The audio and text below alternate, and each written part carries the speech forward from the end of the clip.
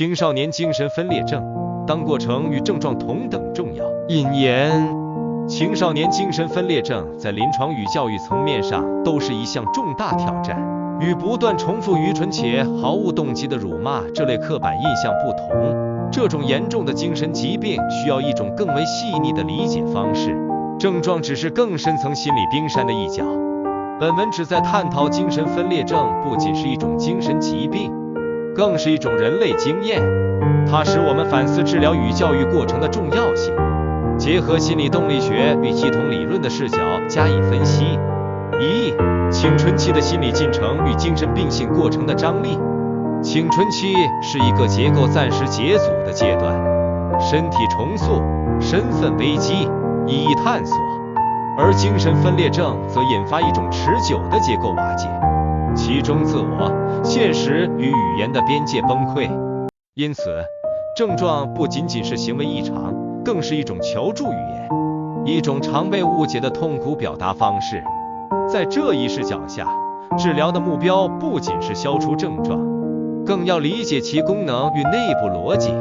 这种逻辑常常是隐晦的，却根植于个体特有的心理结构之中。二、治疗关系作为探索工具。根据精神分析观点，治疗精神分裂症必须建立深层次的人际关系，倾听、接纳言语之谜，在不可理解中坚持存在，是治疗过程的核心。这与教育中的重过程、轻效果理念一致，即在寻求矫正之前，先建立真实的联系。无论是治疗者、教育者还是预防工作者，都应摒弃一次性、惩罚性介入 one shot。 重要的是构建一个稳定而包容的框架，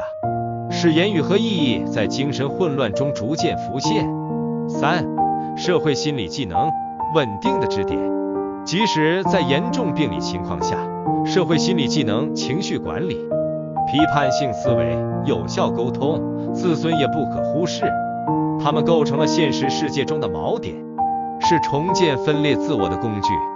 重建这些青少年常常崩塌的自尊，有助于重新启动个体化的过程。这要求采用互动性强、具有创造性的实践方式，如艺术治疗、戏剧互动、论坛剧场，远离规范性和道德说教。四、从批判到转化，系统视角的力量。家庭环境常常处于悖论信息与无形忠诚之间，在精神障碍的爆发与维持中扮演重要角色。系统理论帮助我们超越个体化视角，看到青少年作为家庭乃至社会症状的表达者，分析这些系统性动态，有助于增强专业人员的批判工具，不将症状视为需要根除的问题，而是需要破译的信息载体。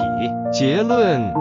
面对青少年精神分裂症，治疗目标不能脱离关系性、教育性与心理动力过程，以人为本，关注其资源、象征系统心理技能，方能带来真正的转变。这不是关于施加标准，而是关于创造条件，使青少年重新建立内在一致性与他者的联系。